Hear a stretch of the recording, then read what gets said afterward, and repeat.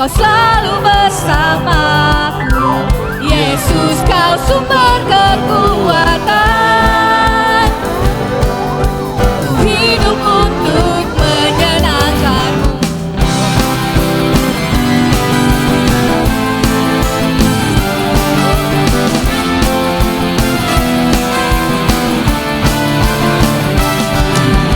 Aku kan bersuka karena kasih-Mu, menari memuji kebesaran-Mu. Karena Kau yang terhebat, Kau layak ditinggikan. Jiwaku pun bersorak sebab Engkau Allah yang setia dan benar. Tak pernah tinggalkanku, Kau selalu bersamaku. Yesus, Kau sumber kekuatan. Ku hidup untuk menyenangkan-Mu. Kau Allah yang setia, selalu bersamaku. Yesus Tuhan mulia, hidupku milik-Mu. Allah yang setia dan benar, tak pernah tinggalkanku. Kau selalu bersamaku. Yesus, Kau sumber kekuatan. Ku hidup untuk menyenangkan-Mu. Amin.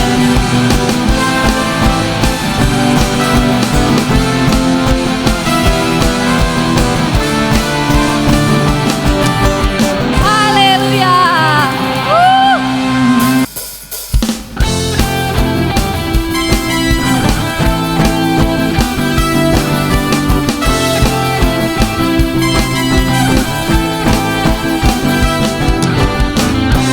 Yesus, Kau kekuatan di hidupku, takkan gentar langkahku. Kau angkat tanganku di saat ku jatuh. Kaulah sumber kuatku. Lembah yang gelap aku lewati, sebab Engkau sertaku. Dengan imanku ku diselamatkan oleh kuasa Yesusku. Ku angkat tanganku, ku sorakan haleluya. Nama-Mu berkuasa, surga bumi nyatakan. Ku angkat tanganku, nyatakan Kau hebat. Allah yang perkasa, perkasa sama.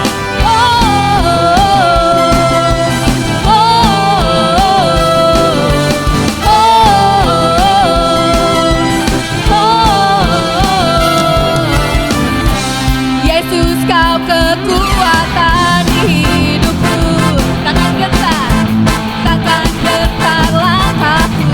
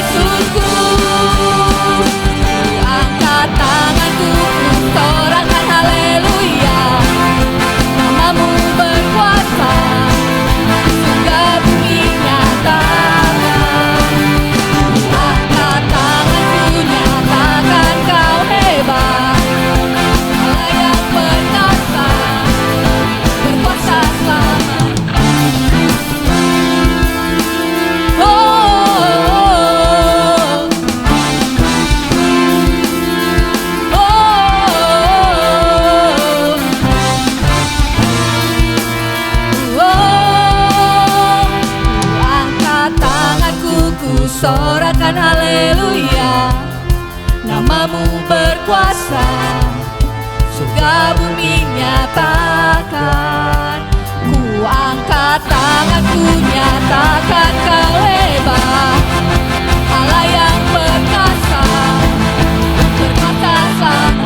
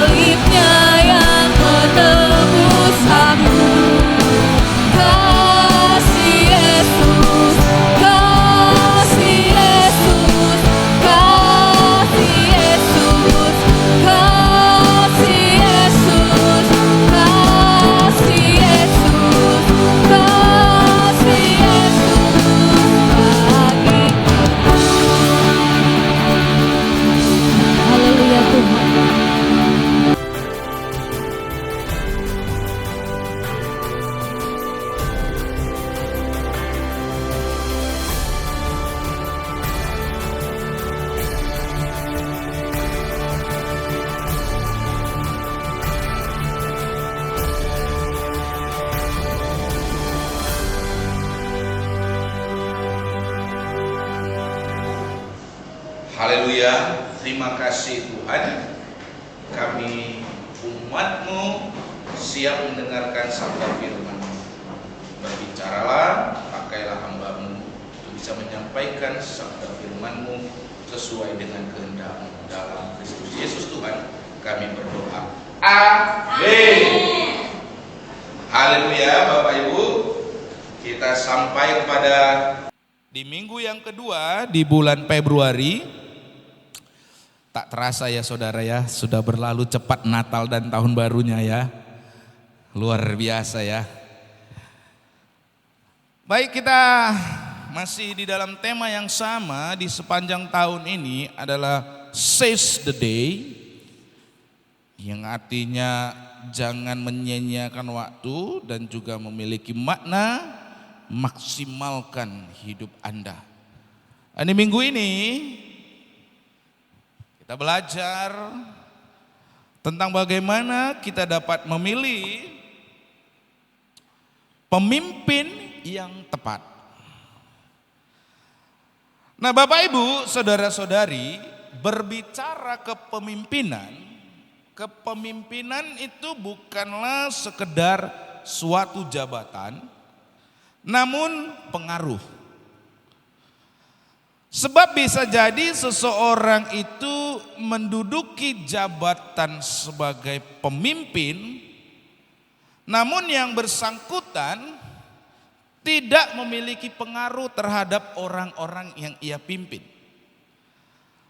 Nah, sebagai contoh, seorang ayah bisa saja menjadi seorang kepala keluarga, sebagai seorang pemimpin dalam keluarga, tetapi seorang ayah tersebut tidak memiliki pengaruh terhadap anak-anaknya. Sebab bisa jadi anak-anaknya lebih mengikuti atau mentaati nasihat teman-temannya ketimbang mengikuti nasihat dari orang tuanya. Tentu dalam hal ini diharapkan bahwa seorang itu ketika dia menduduki jabatan sebagai pemimpin, yang utamanya pribadi tersebut juga mampu membawa dampak atau membawa pengaruh terhadap orang-orang yang berada dalam lingkungannya. Demikian juga kalau mungkin seorang ibu yang single parent, seorang ibu, seorang pemimpin, bukan hanya sebagai seorang jabatan, ia menjadi seorang pemimpin dalam keluarga, seorang ibu dalam keluarga. Tapi terlebih dia harus memiliki pengaruh. Nah, tentang jabatan sebagai pemimpin dan bagaimana pemimpin itu memiliki pengaruh, kita dapat belajar dari seorang presiden Amerika Serikat yang bernama George H.W. Bush ya. George Bush ya. Nah, yang bersangkutan ini adalah presiden Amerika Serikat yang ke-41. Anaknya presiden Amerika yang ke-43 ya. Nah, suatu kali dalam satu konferensi pers yang bersangkutan ini mengutarakan ketidaksukaannya terhadap yang namanya brokoli. Saudara tahu brokoli? Kalau orang Indonesia masih suka ya.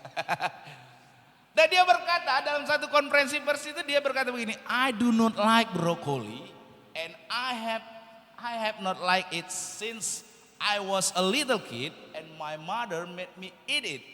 And I'm president of the United States and I'm not going to eat anymore brokoli. Dia katakan, aku tuh gak suka brokoli.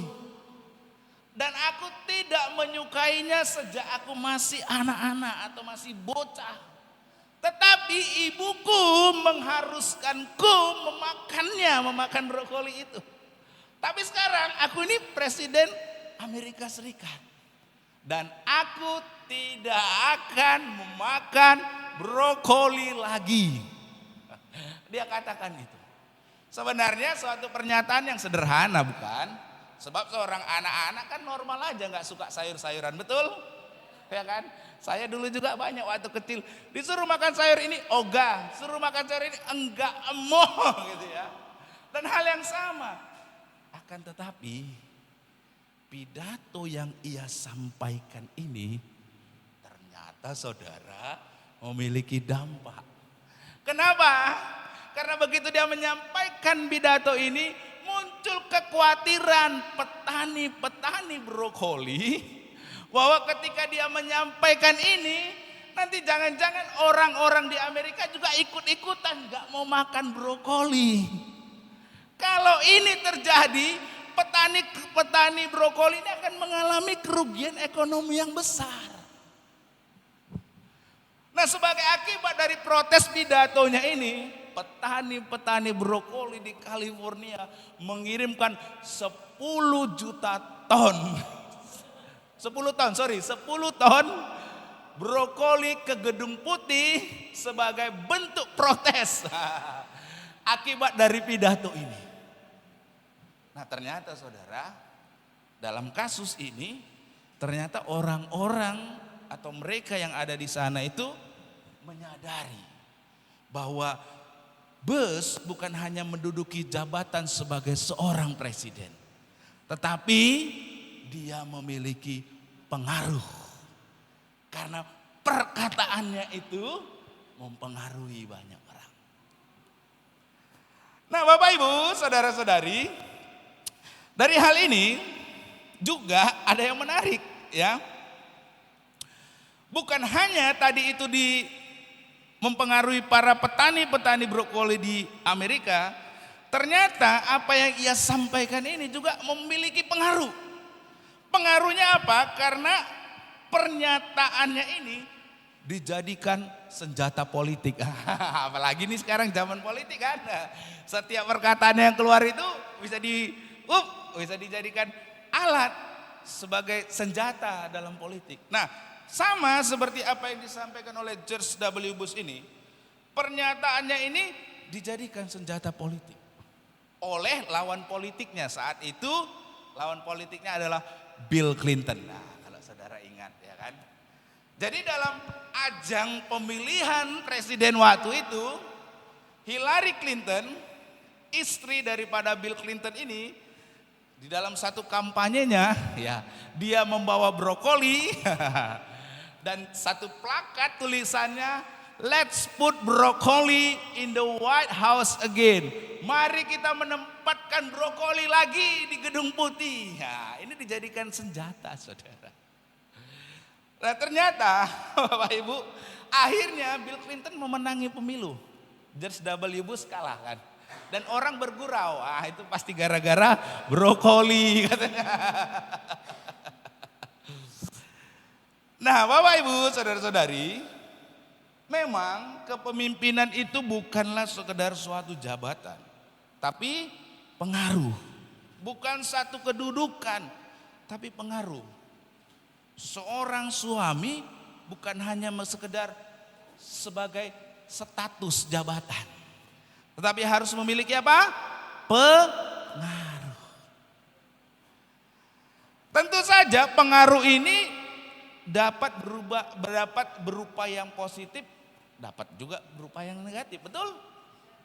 Nah, pengaruh yang positif kita dapat belajar, ini seringkali disampaikan beberapa kali dalam khotbah, yaitu Winston Churchill, Perdana Menteri Inggris yang dalam batasan-batasan tertentu ini dia sangat berkontribusi. Mengapa? Karena dia mampu membangkitkan semangat dan daya juang dari orang-orang Inggris untuk melawan pada saat itu tentara Nazi yang saat itu sudah hampir menguasai seluruh Eropa. Tapi ia mampu membangkitkan semangat prajurit-prajurit sehingga melakukan perlawanan terhadap tentara-tentara Nazi. Itu dia memiliki pengaruh yang positif, membangkitkan semangat. Tetapi ada juga pengaruh yang negatif dari seorang pemimpin. Ya, saudara tentu tahu yang bersangkutan bukan? Dia adalah Adolf Hitler. Bagaimana karena ambisinya ia telah mengobarkan yang namanya Perang Dunia Kedua. Tahu nggak saudara berapa korban jiwa akibat Perang Dunia Kedua? Itu mengakibatkan sekitar 60 juta nyawa melayang.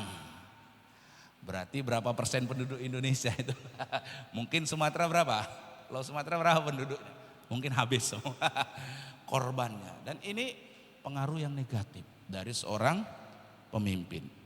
Nah, dari beberapa hal ini kita dapat mengambil kesimpulan. Siapa yang kita persilahkan untuk memimpin kehidupan kita, itu akan menentukan masa depan kita. Saya ulangi, siapa yang kita persilahkan untuk memimpin kehidupan kita akan sangat menentukan masa depan kita. Kalau kita keliru dalam memilih siapa yang menjadi pemimpin, maka hidup kita akan dapat terpuruk. Sebaliknya, bila kita menempatkan pribadi yang tepat sebagai pemimpin, sebagai pembimbing kita, maka kehidupan kita akan dibawa kepada masa depan yang baik.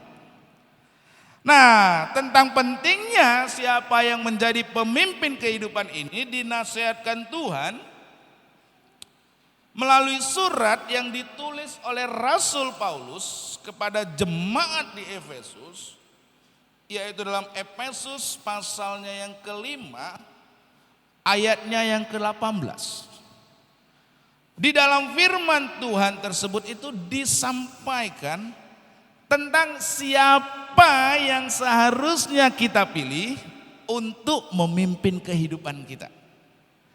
Karena siapa yang kita pilih menjadi pemimpin kita itu akan memberikan dampak terhadap diri kita.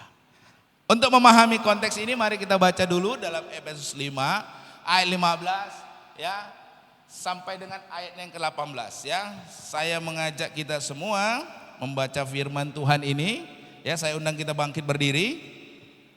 Efesus pasalnya yang kelima ayat yang ke-15 sampai dengan ayat yang ke-16, lalu 17, 18 ya. Ya, saya mengajak kita membaca firman Tuhan ini secara bergantian. Saya 15, Bapak Ibu ayat 16, 17 dan 18 sampai dengan selesai. Saya duluan ya. Karena itu perhatikanlah dengan seksama bagaimana kamu hidup. Janganlah seperti orang bebal, tetapi seperti orang bijak. Bapak Ibu ayat 16, 1, 2, 3 ya.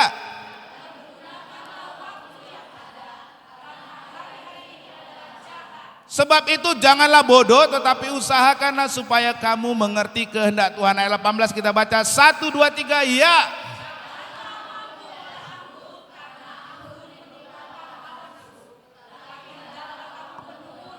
Terima kasih, silakan duduk Bapak Ibu saudara-saudari. Di ayat 15 yang kita baca, di sini Tuhan melalui Rasul Paulus memberi nasihat kepada jemaat di Efesus agar mereka memperhatikan dengan seksama bagaimana kamu hidup. Tentu aja nasihat ini kan bukan hanya ditujukan kepada jemaat di Efesus, betul? Tetapi kepada setiap kita, amin.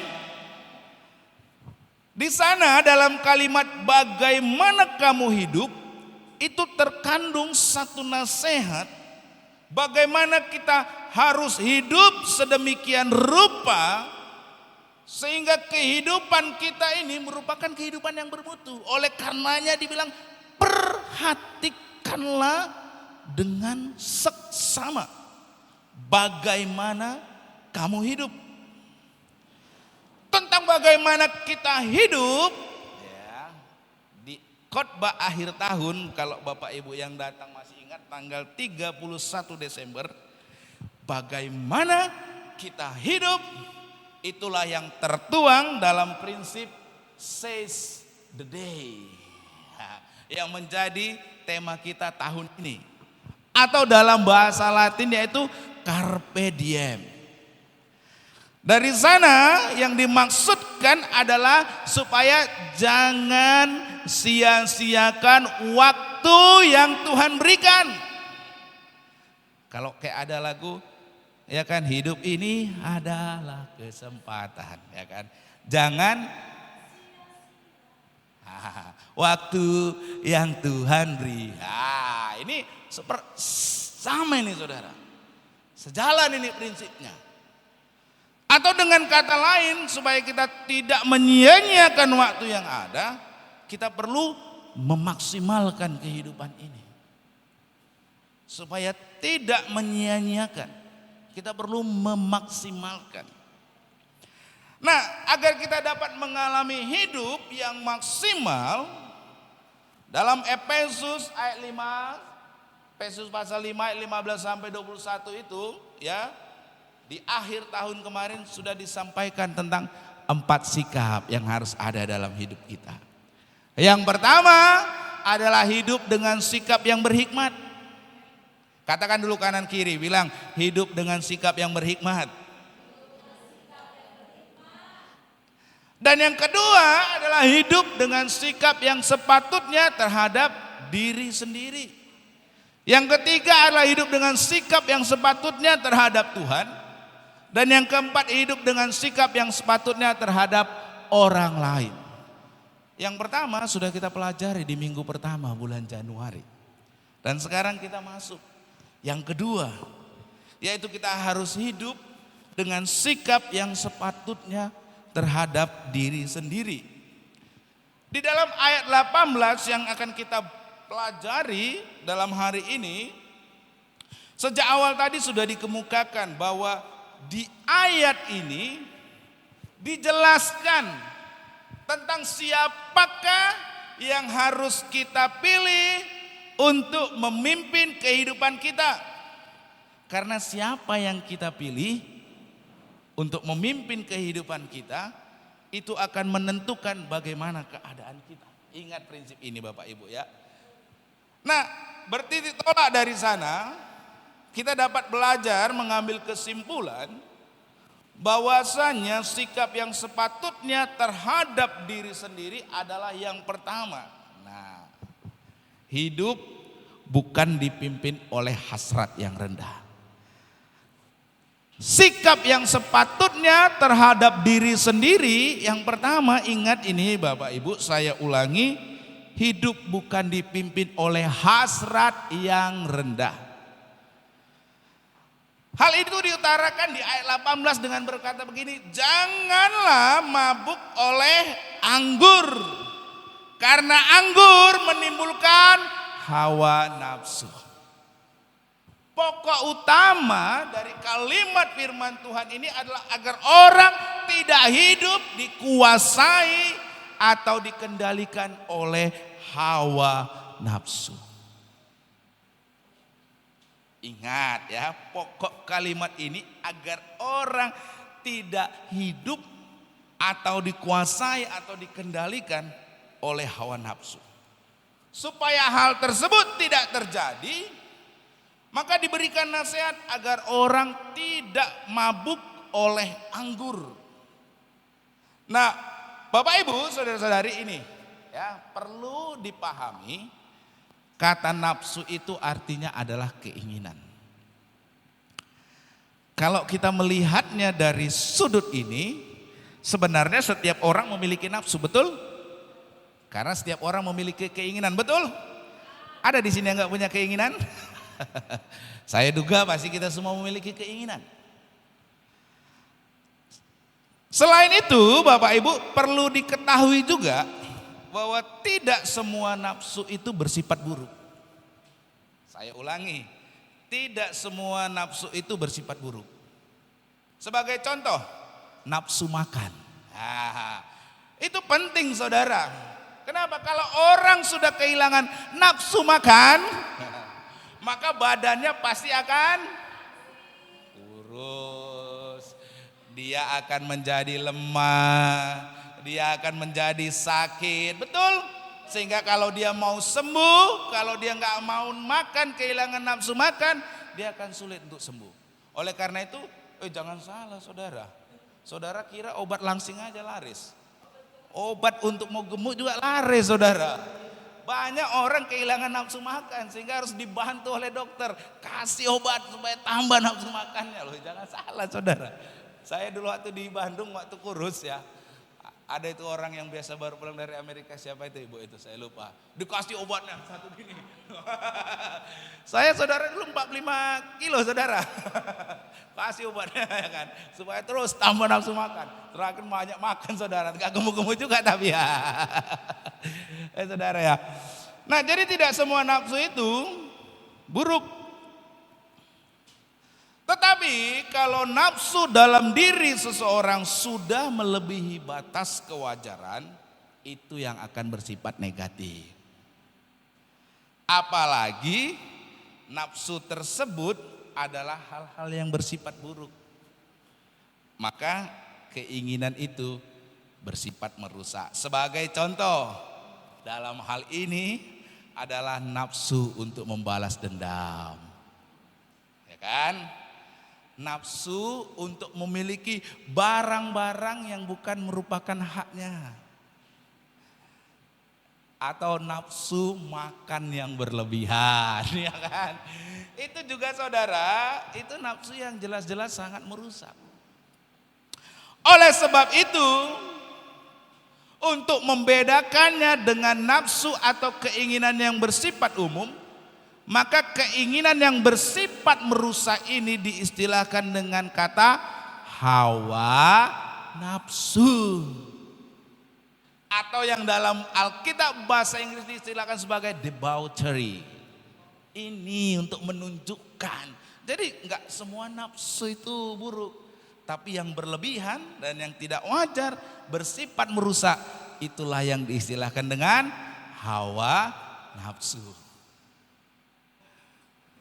Nah contoh dalam Alkitab tentang debauchery ini atau hawa nafsu atau keinginan ini yang bersifat merusak ini adalah hawa nafsu yang ada dalam diri Esau. Anak sulung dari Ishak ya. Sebagaimana yang dicatat dalam Kejadian pasalnya yang ke-25 ayat 29 sampai 34. Kalau saudara tahu ceritanya, apa yang terjadi saudara? Apa yang terjadi saudara? Hanya karena dia ingin makan makanan yang sedang dimasak oleh adiknya si Yakub, dia rela apa? Menjual hak kesulungannya. Hanya gara-gara apa? Makanan.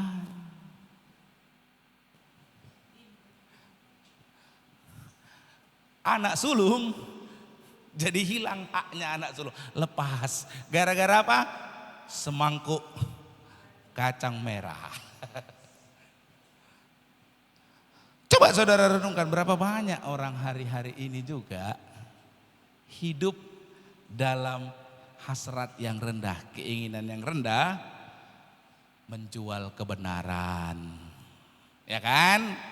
Untuk hal-hal memenuhi keinginan hawa nafsu. Apa? Misalnya ya, pengen naik jabatan, melakukan apa? Pembohongan. Ingin orang naik jabatan, menjual apa? Imannya. Ingin orang menikmati kehidupan, apa yang dilakukan? Menjual Yesus Kristus. Ya kan? Fakta bukan? Betul? Karena hidup dalam keinginan yang demikian sebagai akibat sebagaimana yang ditulis dalam Ibrani pasal yang ke-12 ayat 16 ayat 7 sampai 17, ya nyesal akhirnya si Esaunya. Di kemudian hari Esau menyesali perbuatannya itu. Tapi sayang, penyesalan memang selalu datang terlambat. Pendaftaran yang selalu di awal, saudara. Menyesal itu orang udah terakhir memang. Oh iya ya, kenapa ya? Itu udah sama kayak Esau. Menyesal tapi enggak berguna lagi. Kenapa? Enggak bisa dibalik, betul. Pelajaran yang tidak boleh dilupakan dari peristiwa tersebut adalah jangan meniru sikap dari Esau. Yaitu membiarkan hidup dipimpin oleh hasrat yang rendah. Itu merupakan sikap yang tidak sepatutnya terhadap diri sendiri. Dan sikap ini ya adalah sama seperti seorang yang badannya cukup subur dan yang bersangkutan itu bermaksud untuk melangsingkan tubuhnya. Oleh karena itu orang tadi berjanji dalam hatinya bahwa saya tidak akan lagi makan donat yang sangat manis dan yang merupakan kegemaran saya. Selama beberapa hari ia mampu memenuhi janjinya tersebut. Nah, tapi suatu pagi hari sementara ia mengemudikan mobilnya, ia teringat kepada kedai donat yang selama ini merupakan langganannya. Mendadak timbul keinginan. Ya, semua kan berasal dari keinginan, betul? Mendadak timbul keinginan dalam hatinya, aduh ingin mengkonsumsi kue donat lagi. Tetapi dia teringat sama janjinya, oh ya aku berjanji tidak akan makan kue donat lagi. Oleh karena itu sambil ia mengemudikan mobilnya, ia melewati tempat kue kedai donat langganannya, ia berdoa. Kan gitu kan, Kristen banget ini saudara. Dia berdoa, Tuhan kalau engkau menghendaki aku pagi ini untuk makan donat di seperti waktu-waktu yang lalu, berikan aku tanda ya Tuhan. Woi, ini Kristen banget ini saudara. Kalau aku Tuhan mendapati bahwa di depan kedai donat ini ada tempat parkir, berarti memang Tuhan kehendakilah aku ini makan donat pagi hari ini ya Tuhan. Dia berdoa sedemikian, itu tandanya dia bilang. Ternyata saudara, dia menemukan tempat parkir memang. Hanya dia menemukan tempat parkir tersebut sesudah mengelilingi kedai tersebut sebanyak 9 kali saudara. Itu artinya saudara, dia tetap hidup dipimpin oleh keinginan yang rendah tadi. Tetapi dia pakai cara Kristen. Kasih tanda Tuhan. Ya mau gimana, 9 kali mutar ya pasti adalah parkir saudara. Nggak mungkin nggak ada. Nah ini kita sering kali begitu bukan? Ya kan? Ada satu kita keinginan yang buruk. Tapi kalau kita padahal sudah janji sama Tuhan, ya Tuhan, aku nggak akan lagi melakukan ini. Tapi kita selalu pakai cara kayak Kristen, ya kan? Pakai doa, berikan tanda. Tetapi tetap untuk memaksakan keinginan kita. Nah, sikap yang demikian ini merugikan kehidupan dari orang tersebut. Yang kedua, sikap yang sepatutnya terhadap diri sendiri adalah kalau yang pertama tadi hidup bukan dipimpin oleh hasrat yang rendah, keinginan yang rendah. Yang kedua, kita harus hidup dipimpin oleh Roh Kudus. Katakan kanan kiri, hidup dipimpin oleh Roh Kudus. Nah ini kedua, ini sangat penting karena tadi di awal siapa yang kita pilih jadi pemimpin kita menentukan kehidupan kita. Kalau kita memilih kehidupan kita dipimpin oleh keinginan-keinginan hasrat yang rendah, nanti di ujung ada akibatnya, betul? Nah ini ditawarkan pilihan yang kedua, hidup dipimpin oleh Roh Kudus. Prinsip ini sangat penting. Sebab sekali lagi kepemimpinan bukan sekedar suatu jabatan. Namun pengaruh.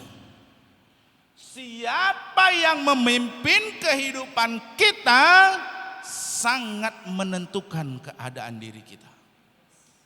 Ini fakta. Ini real. Apa yang memimpin kehidupan kita ini? Atau siapa yang memimpin kehidupan kita ini? Kalau kita tadi bahas tentang Esau, kita bisa melihat oleh karena hasrat keinginan yang rendah hanya gara-gara makanan, dia mengalami keruntuhan, betul? Dia mengalami masa depan yang tidak baik. Esau telah menjadi contoh bagaimana ketika keinginan hasrat yang rendah itu meruntuhkan kehidupan. Tetapi apabila Roh Kudus yang adalah Roh Allah yang memimpin hidup kita, maka Ia akan selalu membawa kita kepada hidup dengan segala kepenuhannya atau life in all its fullness. Ini yang Tuhan Yesus sampaikan di dalam Yohanes pasal yang 10 ayat yang ke-10. Hidup saudara kalau ingin mengalami kepenuhan, hidup dipimpin oleh Roh. Ya, ini Roh Allah atau Roh Kudus. Kenapa? Karena besarnya dampak dari siapa yang memimpin kehidupan tersebut diutarakan oleh John Maxwell. Yang bersangkutan ini seorang rohaniawan, pembicara yang sangat terkenal, bahkan yang bersangkutan adalah penulis buku-buku kepemimpinan yang sangat terkenal, sangat terkenal ya. Dalam bukunya 360 derajat ladder ya.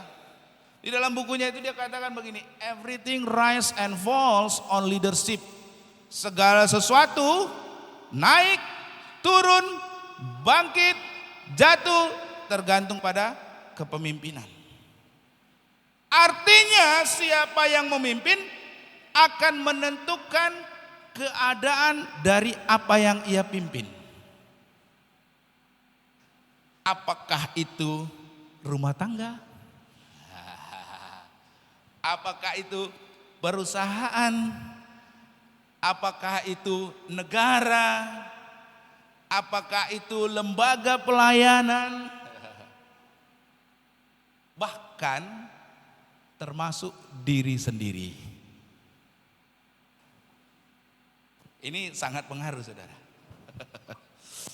Ya.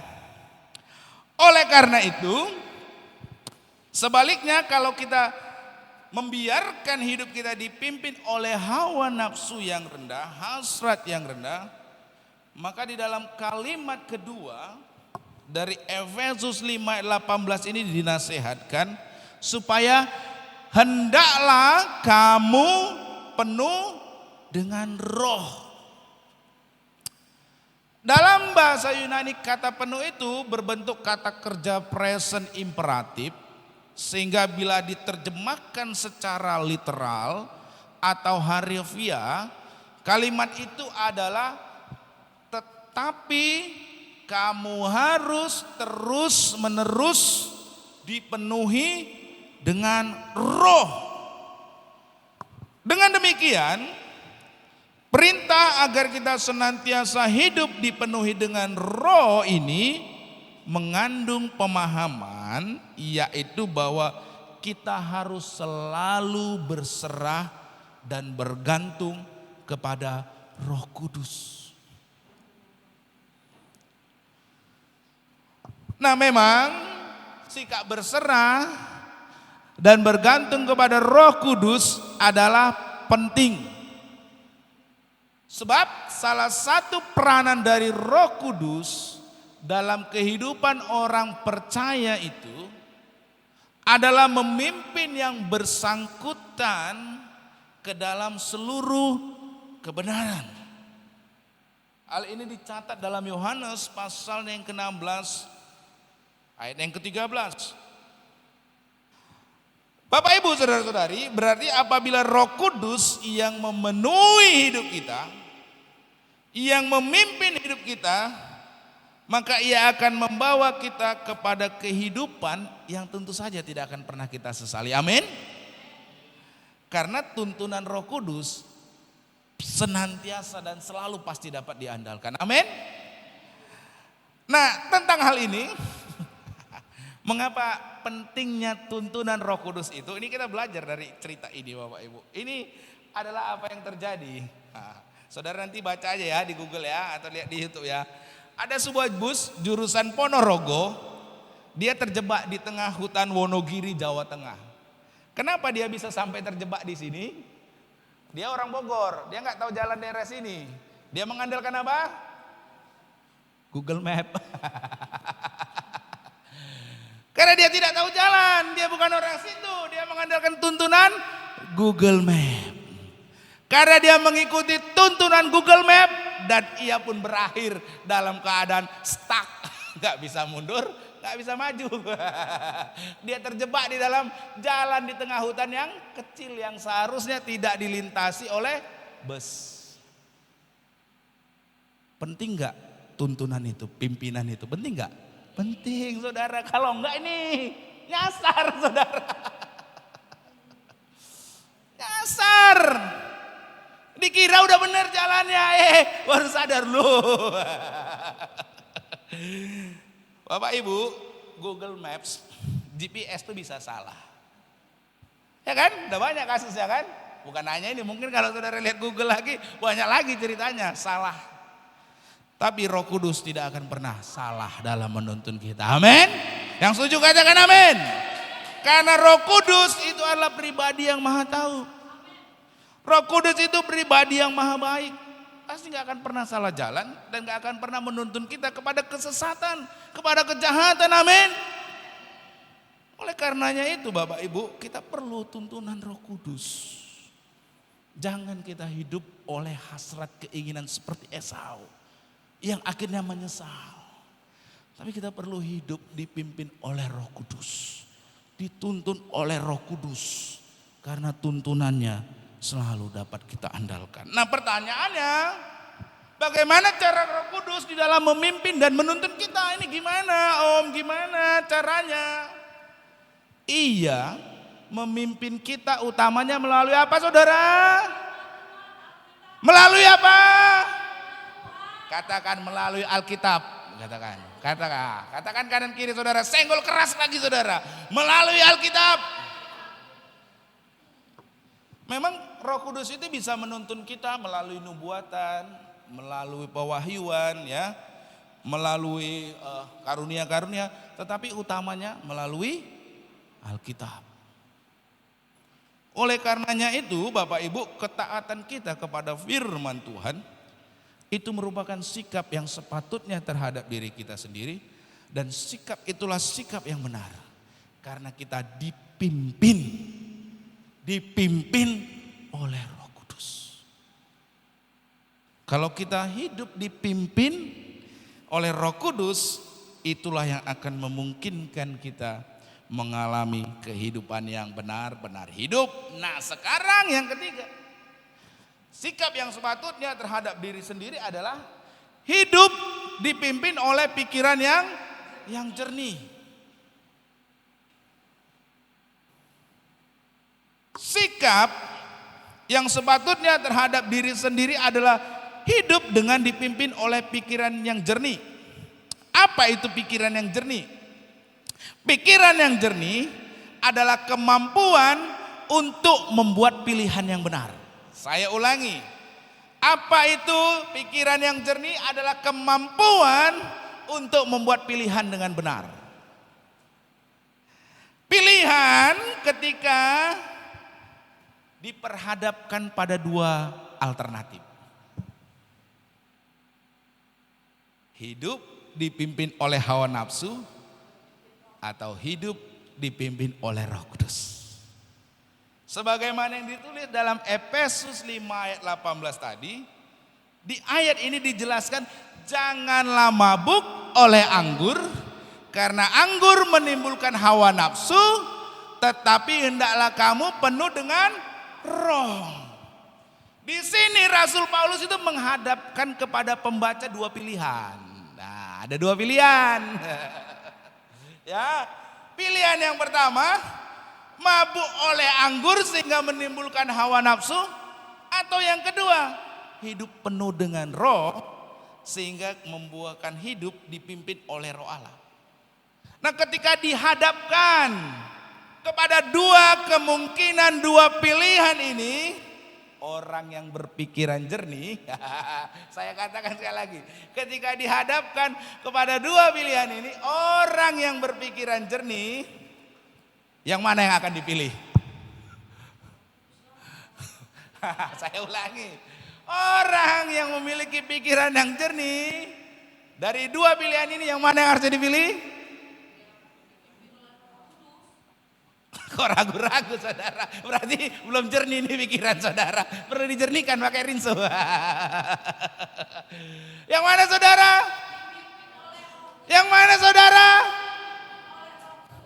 Ya berarti mulai jernih pikiran saudara. Kalau tadi bilang enggak Pak, saya mau dipimpin oleh hawa nafsu, hasrat yang rendah. Wah itu belum jernih pikiran saudara. Perlu dijernihkan saudara ya.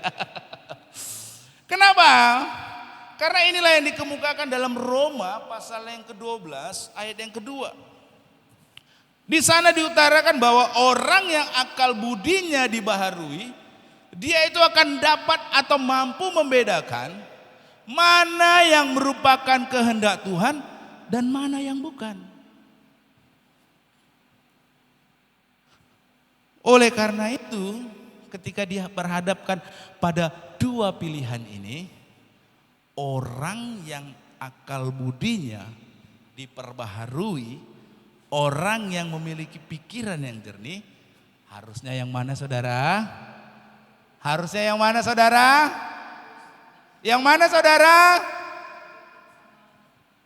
Dipimpin oleh roh, bukan dipimpin oleh hawa nafsu. Kenapa? Karena hidup ini sesungguhnya merupakan suatu rangkaian keputusan. Suka, enggak suka, sadar, enggak sadar, mau, tidak mau, setiap hari orang harus membuat keputusan. Hal ini enggak dapat dihindari. Setiap hari, setiap kita mengambil keputusan. Keputusan yang tepat mendatangkan kehidupan yang syukur, bahagia. Kehidupan, keputusan yang keliru membuahkan kehidupan kenapalah, mengapalah, kok bisa lah. Itu semua bersumber dari mana? Keputusan. Saya beberapa kali ingatkan jemaat keputusan. Keputusan yang kita ambil menentukan. Pak, kok gini ya suami saya? Kan lu yang memutuskan dulu mau jadi pasangan hidupnya. Kenapa sekarang kok gini ya? Jangan salah. Membuat keputusan, pagi ini harusnya masuk kerja jam 7, tapi saya membuat keputusan biar saya tidurlah terus, saya nanti terlambat. Nah, dan akhirnya ketika dihukum, kenapa lah? Salah sendiri, lu buat keputusan tuh tidur sendiri, tidur lebih lama, terlambat kerja, ya kamu yang buat keputusan. Betul? Semuanya kita.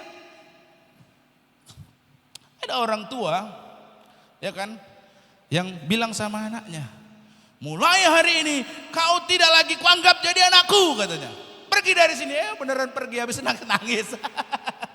Makanya hati-hati dalam membuat keputusan. Karena keputusan itu mempengaruhi saudara. Mempengaruhi. Apakah nanti bahagia atau menyesal? Ya. Inilah yang dikemukakan oleh Albert Camus, seorang filsuf. Dia katakan begini, life is a sum of all your choices. Kehidupan ini yang merupakan himpunan dari semua keputusan-keputusan saudara. Ya kan, mau pakai baju apa hari ini ya keputusan saudara. Mau beribadah atau tidak ya keputusan saudara. Mau siapa menjadi pasangan hidup saudara, keputusan saudara. Benar tidak? Benar Bapak Ibu? Anda hari ini adalah keputusan yang Anda ambil di masa lalu. Dan keputusan yang Anda pilih hari ini menentukan masa depan Anda. Amin. Kalau keputusan Anda hari ini, saya mau malas-malasan aja Pak. Jangan harapkan nanti di depan engkau mau jadi orang kaya. Karena apa? Engkau memutuskan malas hari ini. Tapi kalau engkau memutuskan hari ini, saya mau bekerja keras, saya mau bergiat, saya mau bersungguh-sungguh dalam Tuhan. Baru nanti hasilnya di depan. Haleluya saudara. Oleh karena itu orang yang bersikap sepatutnya terhadap dirinya sendiri, ini yang perlu dan harus kita ingat, tidak akan membuat keputusan secara serampangan. Amin. Saya ulangi, orang yang bersikap sepatutnya terhadap dirinya sendiri, orang tersebut tidak akan membuat keputusan secara serampangan. Saya katakan, bukan sembarangan. Kenapa? Karena dia menyadari setiap keputusan itu ada akibatnya. Amin. Setiap keputusan itu ada dampaknya.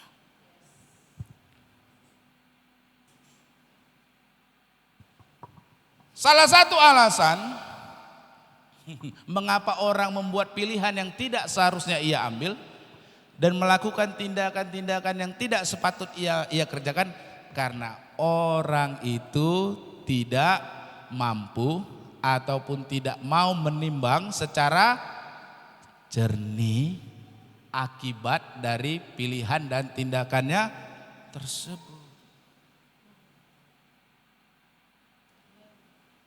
Mari coba kita renungkan kalimat ini, saudara.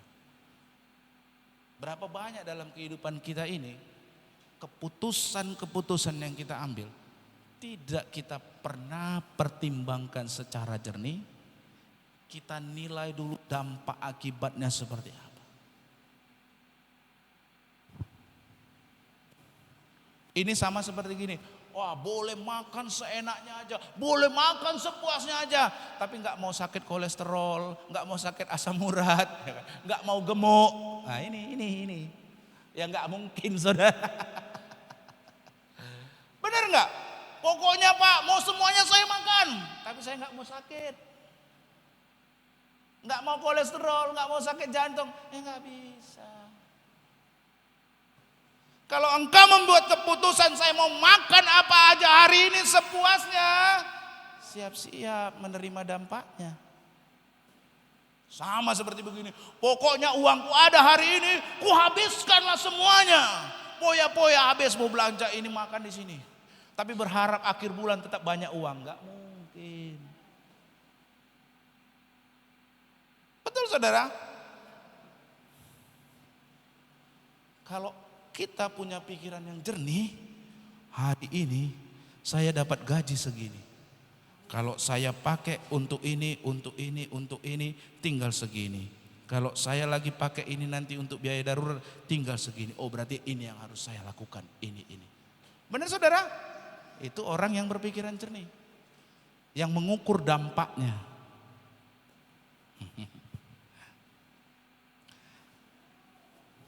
Oleh karena itu Bapak Ibu Saudara-saudari, perlu diingat hidup kita ini cuma satu kali aja, betul? Bukan dua kali apalagi berkali-kali. Oleh karena itu kehidupan kita yang satu kali ini, marilah kita isi sedemikian rupa. Sehingga kehidupan kita bukanlah kehidupan yang sia-sia. Oleh karena itu buatlah pilihan yang benar. Siapakah yang memimpin hidup Anda? Adakah Anda mau hidup dipimpin oleh hawa nafsu, oleh hasrat yang rendah, yang di kemudian hari Anda menyesal? Atau Anda hari ini memilih mengikut dipimpin oleh Roh Kudus sehingga kehidupan Anda dibawa kepada kepenuhannya? Kalau Anda memiliki pikiran yang jernih, Anda akan memilih hidup dipimpin oleh Roh Kudus. Amin. Karena siapa yang memimpin hidup Anda akan mempengaruhi masa depan Anda. Jadi jangan katakan sama saya, Pak kok bagaimana hidup saya kok bisa begini. Tanya siapa yang memimpin hidupmu. Saya ulangi, kalau nanti ada jemaat yang bertanya, Pak kenapa hidup saya begini, keadaannya begini. Saya tanya, siapa yang memimpin hidupmu? Kalau hidupmu dipimpin oleh hanya karena keinginan-keinginan yang rendah, hawa nafsu yang rendah, jangan lagi bertanya kenapa. Karena apa? Ingat, contohnya, hanya contoh saudara. Google Maps yang katanya canggih, menyesatkan saudara. Apalagi orang-orang di sekitar kita. Betul, yakin Anda mengikuti nasihat, mengikuti keinginannya, membawa Anda kepada jalan yang benar? Belum tentu. Bisa jadi Anda mengalami ini nih, udah stuck, maju gak bisa, mundur gak bisa. Dan yang lain apa? Ya penonton aja, ketawa-ketawa. Hehehe. Jangan sampai itu terjadi dalam hidup Anda. Anda stuck, dan orang lain di sekitar Anda hanya menonton. Hati-hati. Mari kita hidup dipimpin oleh Roh. Supaya kita dibawa kepada kepenuhan. Karena siapa yang memimpin kita mempengaruhi hidup kita. Siapa yang mempengaruhi kita menentukan masa depan kita. Amin. Sederhana saja Bapak. Oleh karena itu, sudahkah Anda memilih pemimpin? Sudahkah Anda memilih pemimpin yang tepat? Siapa yang memimpin hidup Anda hari ini? Kalau Anda memiliki pikiran yang jernih, Anda tahu jawabannya. Kalau belum jernih, doa malamlah saudara, berpuasalah saudara terus ya, supaya pikirannya jernih. Haleluya. Kenapa ini sangat penting? Karena setiap kita akan membuat keputusan. Setiap kita akan membuat pilihan. Keputusan yang buruk akan berakibat kepada penyesalan. Keputusan-keputusan yang bijak akan membuahkan kebahagiaan. Haleluya. Oleh karena itu, pilihlah pemimpin yang tepat dalam hidup saudara. Jangan berujung kepada penyesalan. Tetapi kalau kita mau hidup kita bermakna, kita mau hidup kita bermanfaat, hidup kita maksimal. Bapak Ibu saudara-saudari, untuk melengkapi firman Tuhan hari ini, saya juga mengundang saudara. Ya, ada seminar dari Pak Bambang setiap Selasa dan Jumat selama seminggu ini juga lagi. Minggu lalu sudah setiap Selasa dan Jumat ada seminar Soul Reset. Ya, di situ kita akan belajar supaya kita terus bisa seize the day, memaksimalkan kehidupan kita. Jadi oleh karenanya saya mengundang jemaat juga. Ya, setiap nanti dalam seminggu ini ada hari Selasa jam 7 malam dan juga ada hari Jumat jam 7 malam. Kalau saudara tidak bisa mengikutinya di gereja, saudara bisa mengikutinya di rumah. Karena itu disiarkan secara live streaming di YouTube. Yang di-sharekan biasa ada linknya. Saudara dapat mengikutinya supaya kehidupan kita menjadi seize the day. Amin. Haleluya. Puji nama Tuhan. Mari kita tundukkan kepala, kita bersatu dalam doa. Terima kasih Tuhan. Kami belajar firman-Mu. Bahwa sikap yang sepatutnya terhadap diri kami adalah kami memilih untuk dipimpin oleh Roh-Mu ya Tuhan. Dipimpin oleh Roh Kudus. Karena Engkau tidak pernah menyesatkan. Engkau tidak pernah membawa kami dalam keadaan tersesat. Kalau kami dipimpin oleh keinginan, hawa nafsu yang rendah, hawa nafsu yang sementara, seringkali kami berujung kepada penyesalan. Seringkali kami berada dalam keadaan menangis karena menyesal. Oleh karenanya Tuhan, biarlah Roh-Mu hari ini memperbaharui akal budi kami. Sehingga akal budi yang diperbaharui, kami mampu memikirkan dengan jernih. Kami mampu membuat pilihan yang tepat. Kami mampu membuat keputusan-keputusan yang tepat. Supaya kehidupan kami yang satu kali ini, yang satu kali saja, bukan 2 kali apalagi berkali-kali, adalah menjadi kehidupan yang maksimal. Kehidupan yang bermakna. Kami rindu Tuhan, hal ini terjadi dalam hidup kami.